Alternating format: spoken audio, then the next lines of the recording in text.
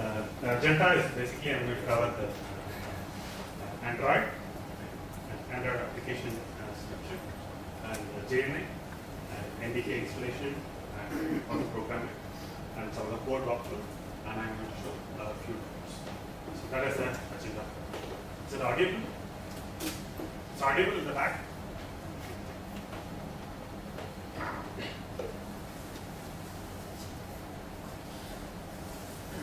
So today market is filled with a number of mobile operating systems, Nokia, Symbians, BlackBerry, Apple iPhone, Windows Phone 7, ARM, Linux-based phones, and Java phones, and we have Android. So here we are going to focus on Android. In every mobile operating system, they have their own SDK, standard development kit, which uses some of their own techniques to do the programming. So here in Google Android, the basic application development environment is based on Java. But the runtime is quite different. We'll see more about this in the coming slides. So what is Android? A complete embedded operating system. That's not like a software stack or a simple GUI toolkit. It's not like something. It's a complete operating system. It is containing kernel at the application level too. It does have an entire stack. It has a rich user interfaces, which you can build interactive applications. And powerful software stack, which will help you to manage the native tools, native devices, everything in efficiently managed. A well-structured framework, which will help you to build the programs, and you don't need to worry about how the program is going to run, and when it is going to stop, and when it is going to rest. As a developer, you don't need to worry about that. It is completely handled with the framework. And the final one, the free developer tools. That is more important. Okay. So here, Google provides all the SDK and NDK and other source codes like kernel and the Android stack.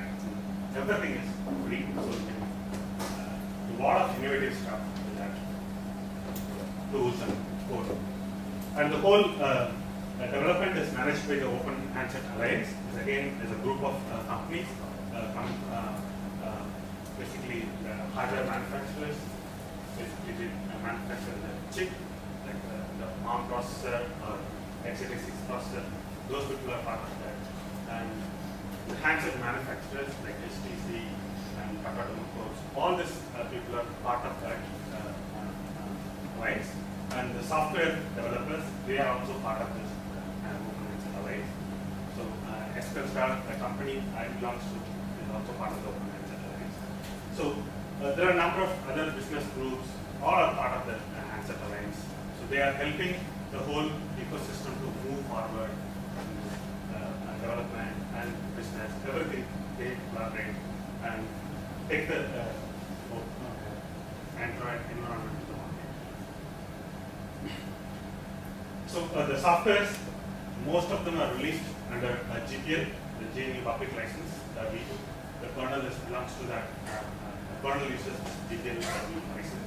And the software, the user space software, all are available under Apache software license. Both of them, more or less, belongs to the open source licensing. So you can feel free to use for your own.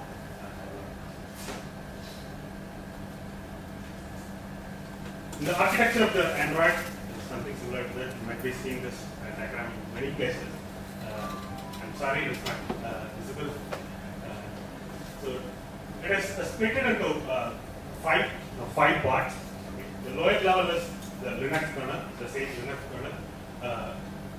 They, as part of the Android project, they added few enhancements to the Linux kernel. The separate patch is available in many places. You can download and take the newer kernel from the technology, and you can patch it, and you can build your newer kernel. There are a few things like power management related contributions, and bind as IPC mechanism is also introduced by the Android project. And there are a number of device drivers which is specific to mobile. So those things are included in the standard. So on top of the kernel, we have the native libraries. The native library basically is written in C and C++. So directly interact with the lower level hardware. Okay. So here the libraries basically which will help you to manage the screen, and which will help you to do the 2D and 3D programming. Mohan is going to talk about some of the things. And font management, secure level, secure layer programming. So everything is supported at the native level. Again, if you see this native libraries, most of the native libraries coming from other open source projects. For example, OpenGL is again another existing project, and FreeType is again open source project. SQLite is a small optimized database engine for embedded devices. Again, that is coming from a different project. WebKit is another famous web programming toolkit. All Chrome, Mozilla Firefox, even Safari, everything using uses this library in the backend. And libc again is a core contribution from Android project. That's a separate component. And next part is the Android runtime. This is a very unique feature for the Android. The reason for introducing this is to separate the application stuff from the native stuff. Okay. We might be doing all the native level stuff in different platforms. Maybe ARM. In ARM itself, ARM processor itself, there are a number of varieties of this. PowerPC, maybe MIPS processor, you might be running on x86 processor. And the base level platform will be from any of the hardware manufacturers. So to remove the binding between this application and the lower level stuff, they included a virtual environment in the middle. The virtual environment is managed by this Dolby virtual machine. So the Dolby virtual machine is more or less similar to a Java virtual machine. That's why Oracle is sweet. Okay. So there are a pattern stuff. So the Dolby virtual machine is coming with a set of libraries, like normal Java library, which provides a set of APIs to do the programming. The APIs, again, if you see, they're more or less similar to a Java API, but there are a number of new APIs that are included in this one that is specific for Android. So that belongs to this code library. So on top of that, whatever program is running, that all are running on top of this Dolby virtual machine. Okay. So write once, run it anywhere. So that kind of concept. So here you have the set of framework, the application framework.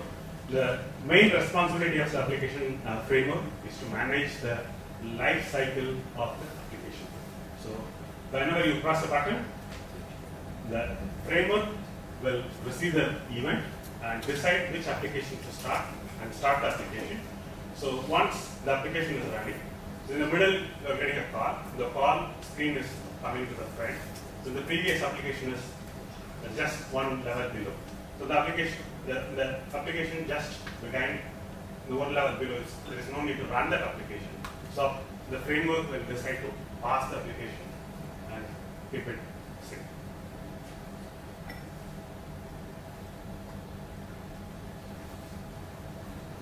Apart from that, lifecycle management, there are a number of components which will help the program to run successfully on the Android, on the Dolby virtual machine, particularly Activity Manager.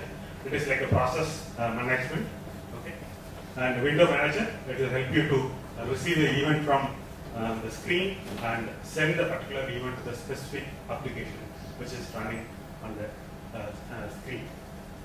Okay. And contact providers, system B, notification. There are a number of other managers which will do the specific functionality. Like telephonic manager will help you to initiate the telephone call, and whenever call received, SMS, everything is handled by that.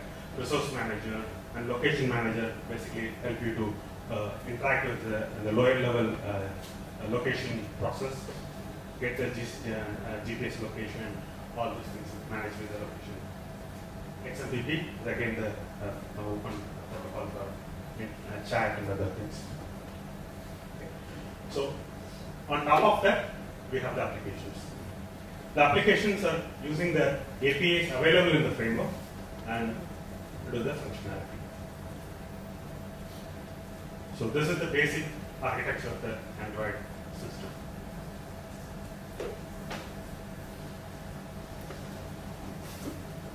So again, the same applications normally written in C and compiled using the SDK tools. Okay, and the SDK tool will convert this Java into a text format. Text is basically Dalvik executable. The Dalvik is a virtual machine. So whenever you give the code to the virtual machine, it needs to understand it. Like Java has a bytecode, so Dalvik virtual machine also is having bytecode. That is called Dalvik executable, okay, and running on top of the Dalvik virtual machine. The whole life cycle is managed with that approach. The life cycle is something similar to this. Whenever you press a button or when you start a specific application, okay, that is going to be created and it is started. Okay, if the particular process is already stopped, say for example, you have the SMS application, you type it, and in the middle you got a call and you're trying to attend the call. After that, you're completely distracted from this one, you are doing something else. So after 2 or 3 days, again, if you're starting the same SMS application, the application will start with whatever text which you typed previously. So the previous instance of that particular process is saved. So if that kind of state is already exists, it will start from that particular state and continue the process. So whenever the activity goes below the screen, okay, so the front screen is occupied by some other application, the particular the application in the one level below is going to be passed. So after that, if it is again called, it will go to the resume and then continue the operation. So if it is in the past state for a long time, suppose there is another application which needs to run, but there is no memory, the Android system will stop and destroy this application and recover the memory and give it to the new process.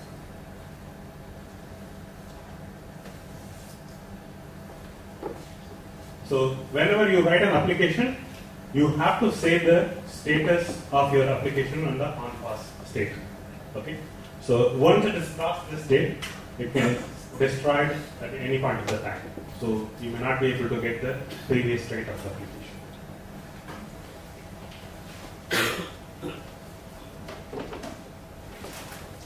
So the normal application programming, all are written in Java. But we may have to do something specific for our own computations, or we may have already a set of APIs which is already written in C. We wanted to use that set of APIs. So how to do that? Okay. To solve that issue, we have the NDK. Okay. So the NDK is a native development toolkit. Very similar to SDK. SDK is a standard development toolkit which will help you to write the application in Java and compile and run it on top of the Dalvik virtual machine. Native development kit is again it's very similar to that, but it cannot be used to build application only on native code. Okay? It is just a part.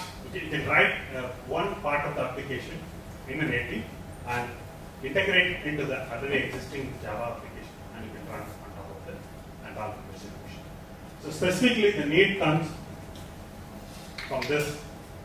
You wanted to reuse the code, which is already existing. You have a number of standard, well-tested code. You wanted to reuse it. You can use it.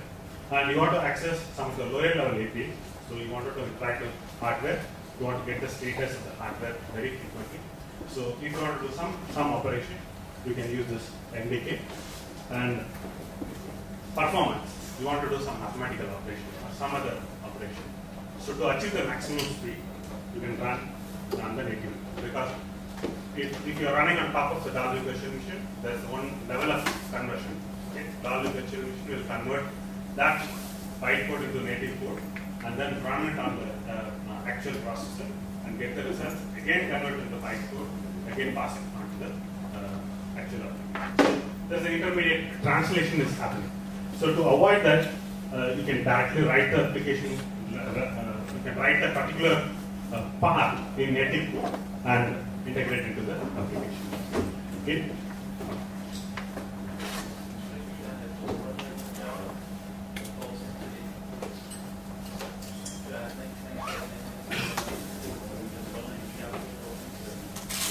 The question is it possible to have 99% of application program code in the native? Yes, it is possible. The life cycle is managed by the framework.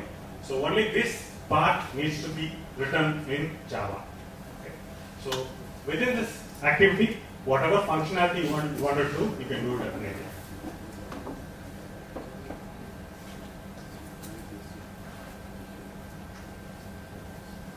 NDK is just a supplement to the SDK.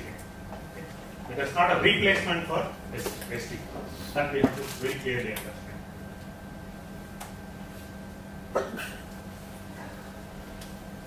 So the latest release is on May 2010. This is part of the prior release. Okay, a lot of improvement. Initially, the whole native development was very difficult. The understanding of the make files and how to build the code, how to integrate with the standard SDK application was a very difficult process. Now it is completely simplified. Okay, just you need to understand only these two commands. I would say it's only one command. This is needed only if you want to do any debugging. Okay, otherwise, you don't need. This is the only step which you need to know to build the native. A lot of improvements have happened in this. A number of new ARM architecture are supported, and you can generate multiple outputs. Okay, now multiple binaries for different processes. That's also is possible with this a new development toolkit.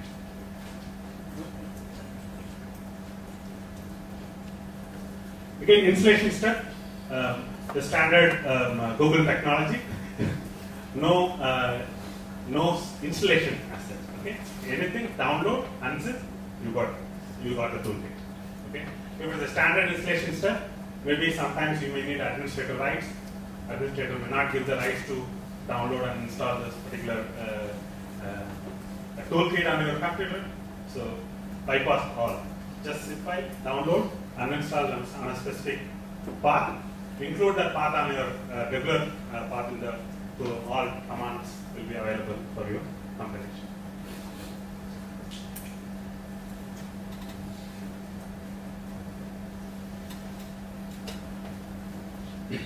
So the component of the NDK toolset is basically a set of tools to build the native code.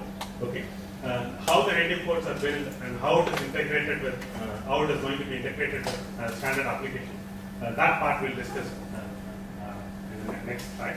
Okay, so this provides a set of toolkits to build the native code.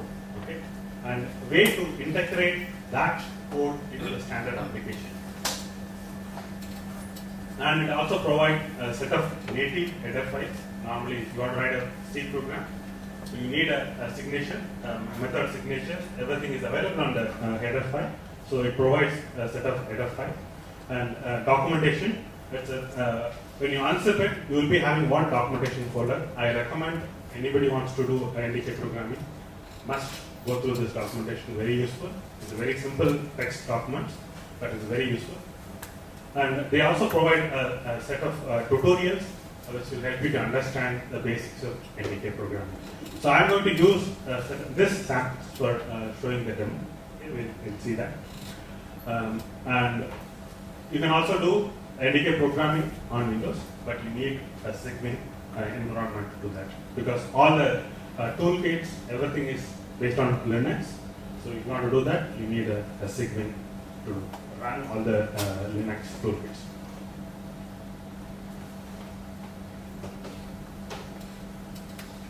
The features, ARM5 instructions are supported by the toolchain. Okay. Some of the other ARM extensions like TUM, Neon, VBF, so everything is supported in the latest toolchain. Only thing is, you have to enable that as part of the makefile. We'll discuss around that. Okay, and you need the compatible library, the compatible CPU. Suppose if you enable a Neon instruction set, Neon feature ARM instruction, then you need to have the processor which supports that instruction. Otherwise, obviously, it won't run. Okay. As of now, the NDK is not supported by on the x86 platform. Maybe they said maybe in future release they will be including that as part of it. And the NDK code, which is running on the native platform, it also follows the standard security model which is used by the Android application. Okay. Maybe I need to go a little bit in depth into this security model. So, excuse me, I'll just go back to this previous slide for a moment.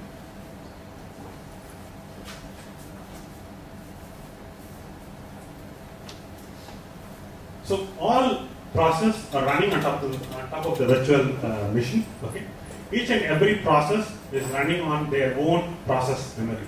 Okay, so it cannot interfere with other.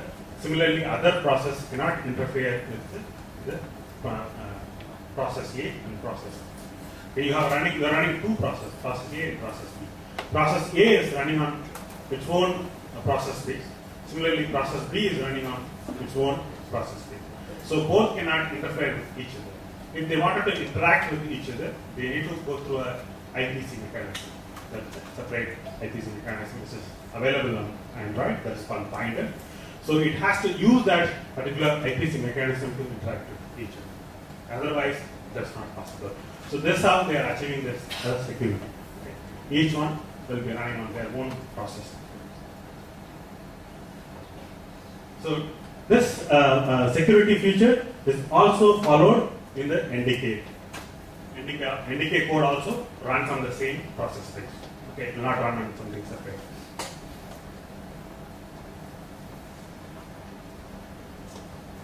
So apart from header file and other build utils, it provides a compiler, assembler, linker, debugger, and other binary utils, and supporting build scripts.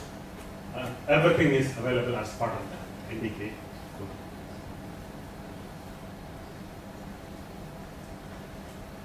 Again, the set of header files is very limited, but it is more than enough to do any standard programming.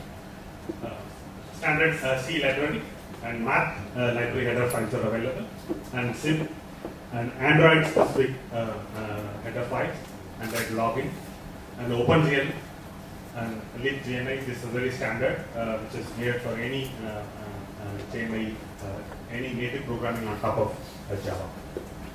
Okay. And minimal set of C++ support also is available.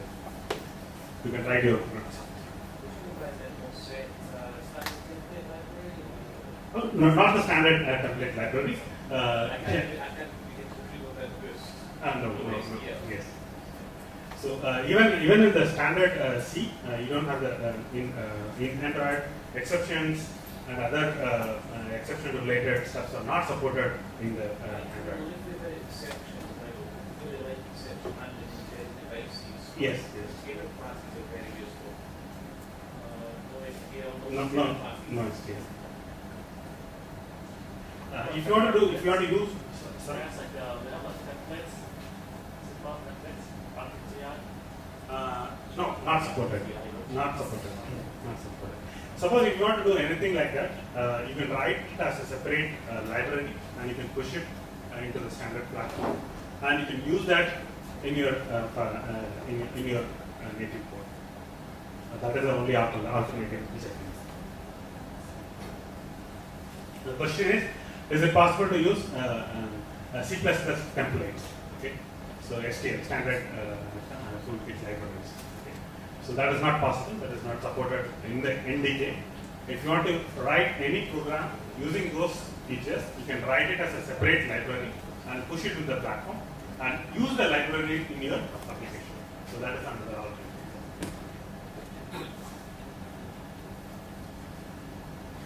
So that is the basic information about NDK. So next is JNI, Java native interface. That is the core part of this whole NDK. Your application is running on top of the virtual machine. So your native code is running below. Okay, it is running on the processor, the native line. Okay. So how to link this code? So you have to link whenever you are calling a function, a native function. You need to inform the JVM that this code is not part of the Java. It is running on the native. Please call it in a different way. So to specify that, Java already is having a native Java native interface, because Java is very new language compared to C. It has existed for last 10 years. That's all. Okay, when they first introduced it, there are now huge amount of code is already written, well tested, available in other languages like C, C++. So they wanted to utilize that. So that's why they included the JNI interface as part of the JVM. So here, to use the native capability, and Dolby Virtual Machine also, the JVM interface is available. Okay. So generally it is used to access the operating system and lower level IOs, okay, and native services which is running on the native platform, like some HTTP service or some of the display services which need to draw something on the LCD. Okay. And you have already existing API toolkit which is written in C, C++. You want to use it, you can use it. Or you have some other library which is written in native code. You want to use it, you can use the JNI to connect that. Okay. So that is the main purpose of having JNI. So we can visually represent something similar to that. You have the Java program, okay, and it is running on top of the Dolby virtual machine. Okay. All normal function calls will be handled by JVM. If it is a specific native code, it uses the JNI interface, calls the native code, and whenever the operation is finished, the return value goes back to the Java code. So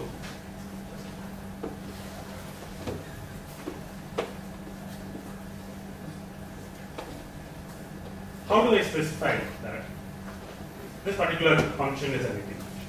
Okay. So Java provides SSD. Oops. In my screen it is rose. Okay. So you have a function, a small function. Okay.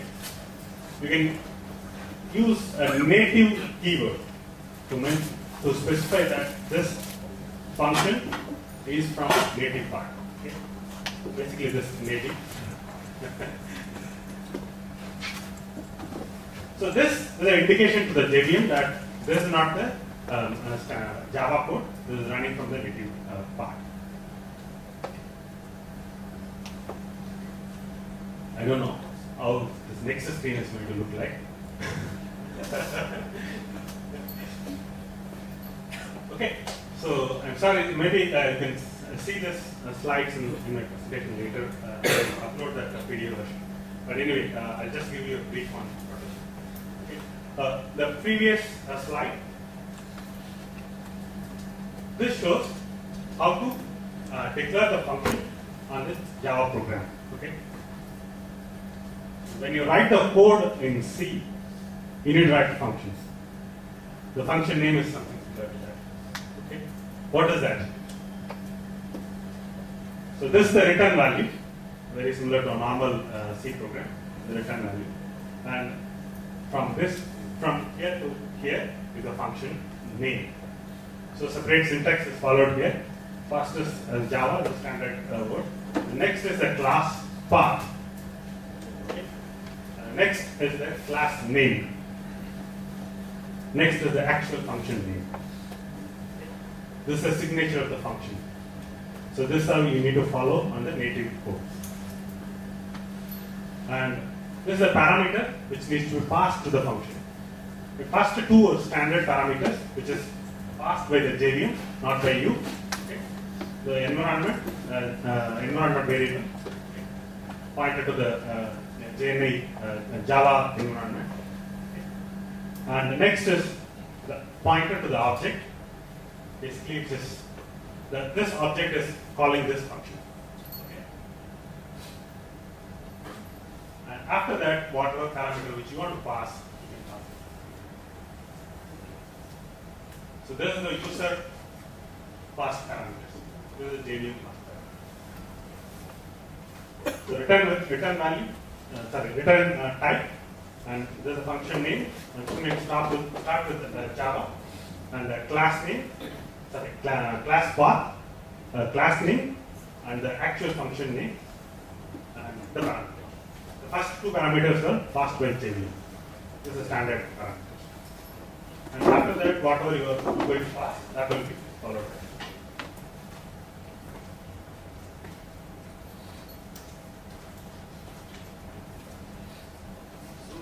If you are not very familiar with Android application programming development, this might be a bit difficult to visualize. If you are very familiar, might be able to understand this setup interaction. So whenever we create an application project in Android, so the Android uses a set of directory structure. It places the code in different folders, so that will be easy to manage. So rest of the rest of the folders are standard folders, okay, like source code where your Java code will be present. Okay. And then assert, these are the configuration files which will be saved in the different folders. Okay. And these are two extra folders which will be created as part of the native development, native programming. So the JNI folder and the lib folder. The JNI folder will contain all your standard C code. Okay, all your C code will go into this folder. And once you compile, you will get a library. That library will be saved in this libs folder.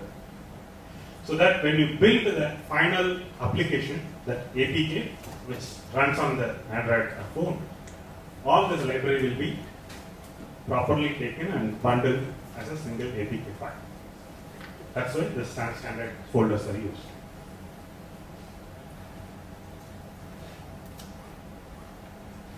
The whole process will something similar to this. Okay. We have the Java program, basically that application, Android application program. Okay. That is compiled using Java C, normal Java 2. Okay. And you will get the Java class. And from the Java file, we are going to create the header file. Okay. Before I showed you a very big string, so you don't need to write that. Java already is having a tool called the Java H. So when you call this particular tool, it will create a header file for you. You just need to cut and copy that header function signature and write your code into that. Okay. So it will create the header file, and you write your native programming using this function names, okay, and compile using normal indicate toolkit, and you are going to create a dynamic library. So dynamic library is a separate part. So this Java class file will be converted into text file using the text compiler. This is Java Dalvik virtual machine compiler. Okay.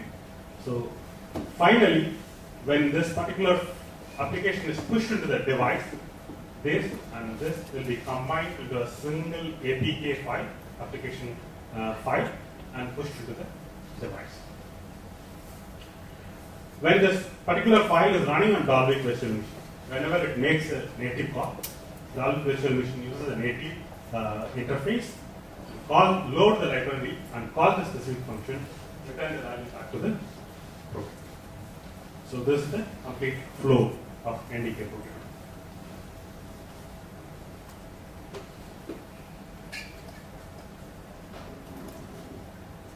I'll just show a small code snippet so that you can appreciate it.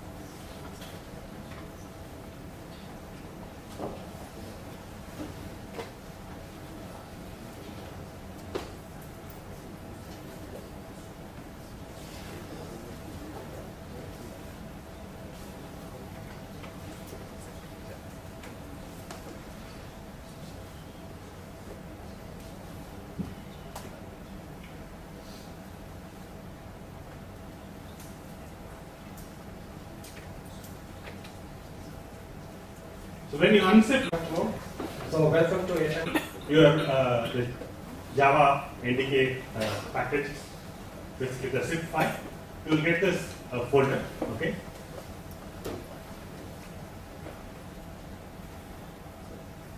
So within that, some samples will be present in this folder, which will be very useful to get started.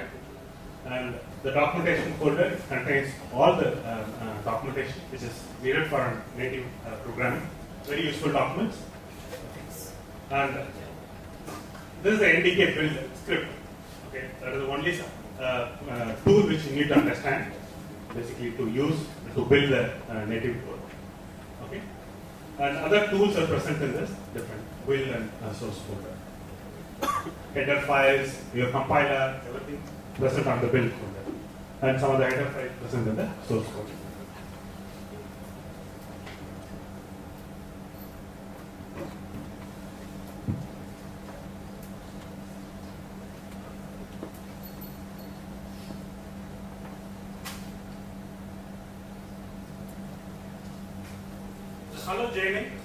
Hello JNA is a basic example. You can get started with that. Okay. I'll just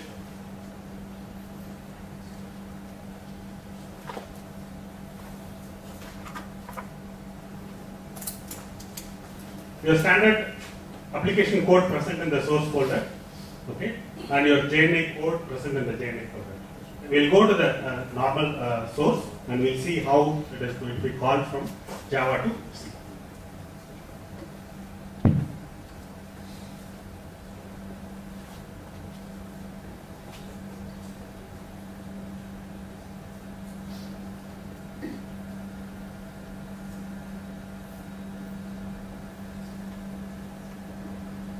So this is my activity. Activity is very similar to a process. Okay. So I have an on create function. If you see in the life cycle, this is the first function will be called. So there are a number of other functions, on, pass, everything is there. But you have to overwrite this function, okay? Because this is the starting point. Okay. So here I'm not doing anything. I'm just creating one small text box. Within that text box, I'm going to put hello world. The hello world string is coming from native. Okay. That's all. Very simple code. So set text, I'm going to call the native function. That's all. So if you see down, so here I declared my function. Public, native, return value is string. My function name is a string from J. Okay, that is.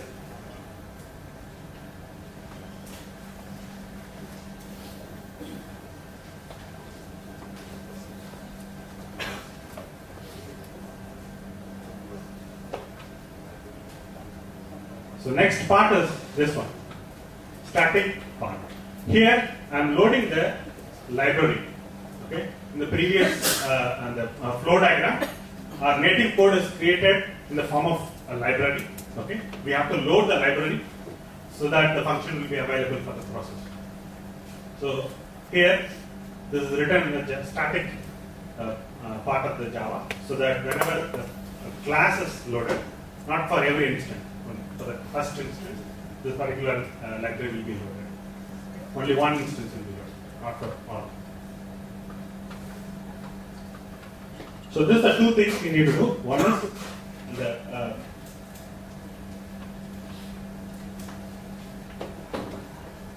is we have to declare the function as a native function, and we need to load the particular library. There are two things which we have to do.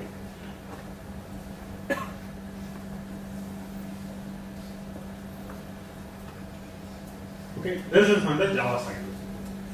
Next, we have to write the program. We have to write the native code. So that code will be present in the JNA folder.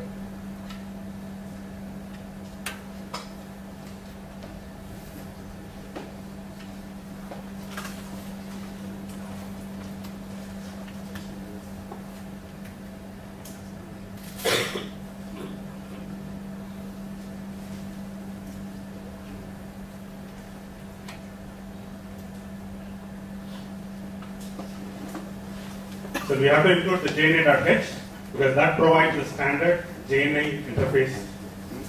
Okay, and string, if you want to process any of the string on this, on any other standard library files like libmag or any other OpenGL library which you want to use it, you have to include the standard C programming steps. Nothing new over here.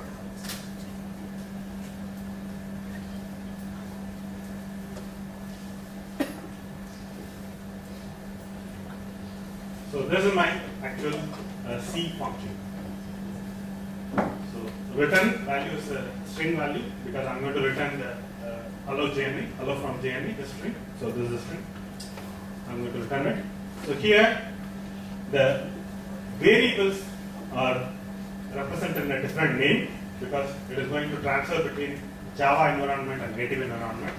All integers will be called JIN, strings will be called JString. Okay, J object. So there are a number of other objects are available, data types are available. You can always go to the Java JNA site where all the list of standard data types are available. You can get to know about it.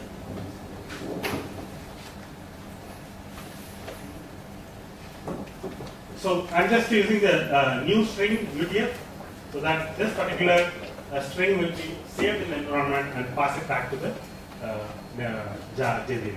Okay. So here, the need of this particular function is basically in C, string is just an array of characters. Okay. But in Java, it is an object. It's a different object. So you cannot just send a string back, just send an array back to the Java. So it does that particular conversion and send it back to the JVM.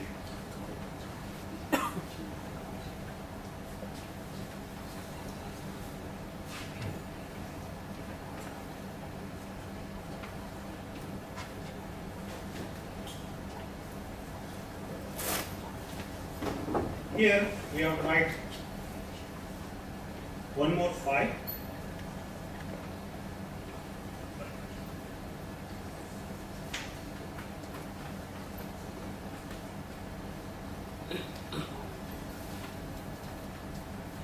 file name is android.mk. Okay. In a normal C programming, we will be using makefile, which will basically that will help you to build the whole code. Okay.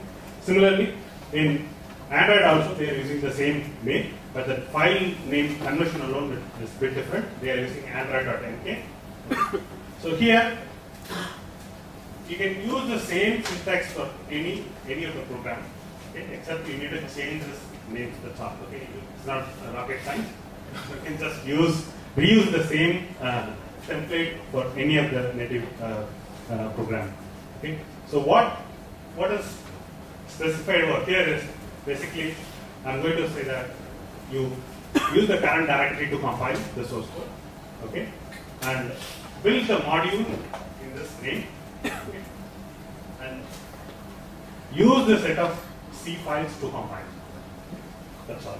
And finally, I'm saying that after compilation is over, you build the library out of the code. That's all. The simple 4 or a 5-step which we have to follow. The same step can be used for any of the native.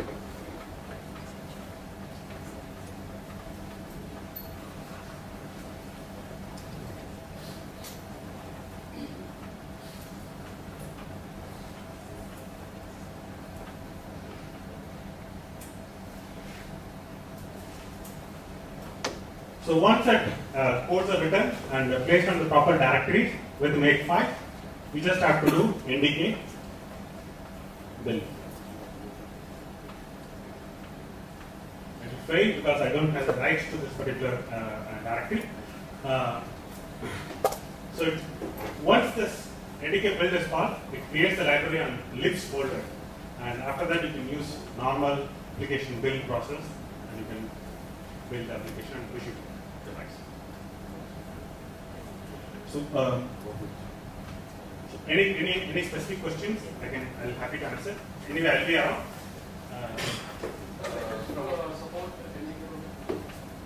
By default, it won't support, but you can actually include NDK programming as part of the clips.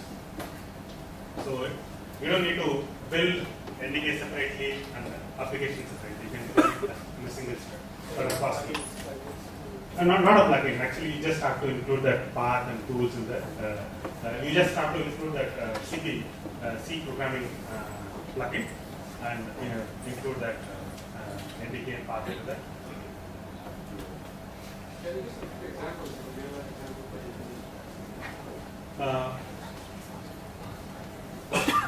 Yeah. So some of the OpenGL programming is one, and if you want to interact with some specific hardware, and you want to do some data to fetch from the hardware, always in use. And you have already the code reuse, another good example. You have already written library. If you want to reuse it, you can always call from the code.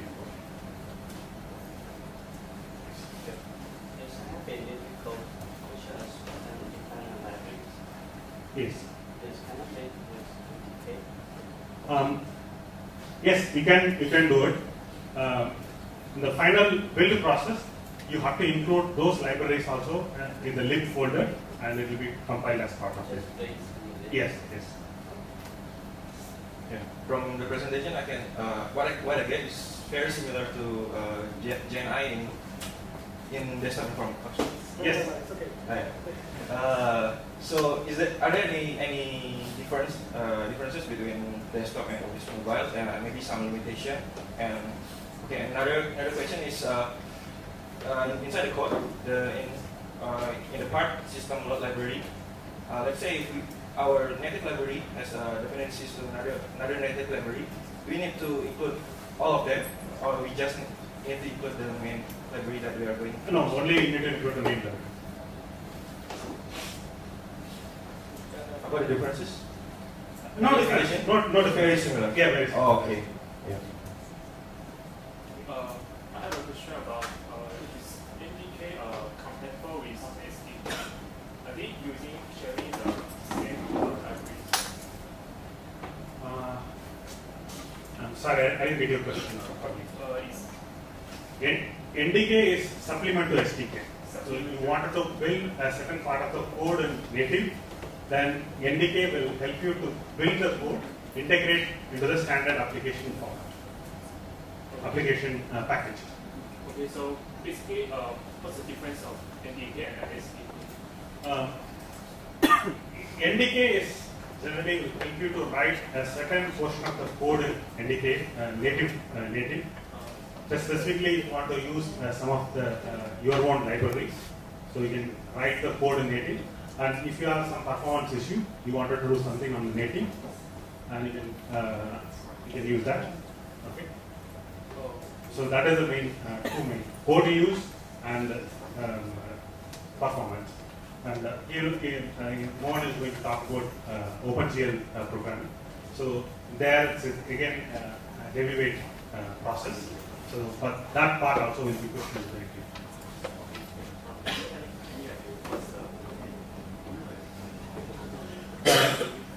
As of now, after from Frayo, basically the question is what is the overhead? Okay, so what is the need of going to the native program? In the latest release, they included runtime JIT. Okay, so the performance is good, but specifically for graphical programming, all those things, obviously we have to go to the native.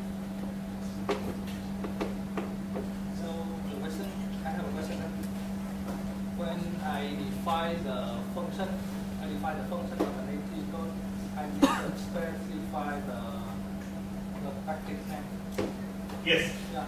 So if I have two applications, package name is different. So can I review the native code from the second? The simple question is it possible to share the library between two applications? Okay. Not possible. If it is only two applications, suppose you have 5 or 6 applications you want to share between that, then obviously you can push into the native platform itself, and you can call that from any other application. But when you define the name of the function, you need to put the yes. That's what I'm saying. You can't share the library between two applications. So basically, you have to write a wrapper, and the original library will be below that. Okay, that uses the standard API, and application A uses API A, application B uses API B, and finally calls the base API.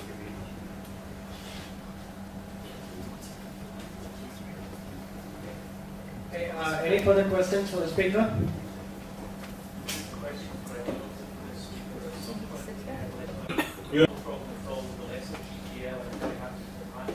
Okay. I'm always concerned when I see the GPL drop off. I understand that that's inherited from Linux and you don't have any choice about it. You could more evolve into a general chat as to what extent in the real world developing commercial applications will you run across problems with the GPL? Okay, I think I can give you the answer maybe during the break time. I'd rather do that. Okay.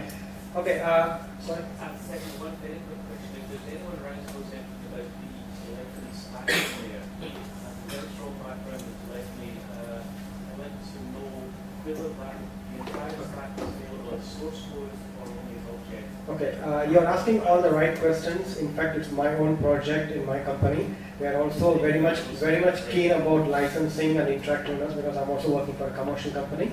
And I'm also working on the telephony stack side. Okay, so probably we can have a conversation during the break time. Okay. Okay, folks. If there is any further question, you can engage the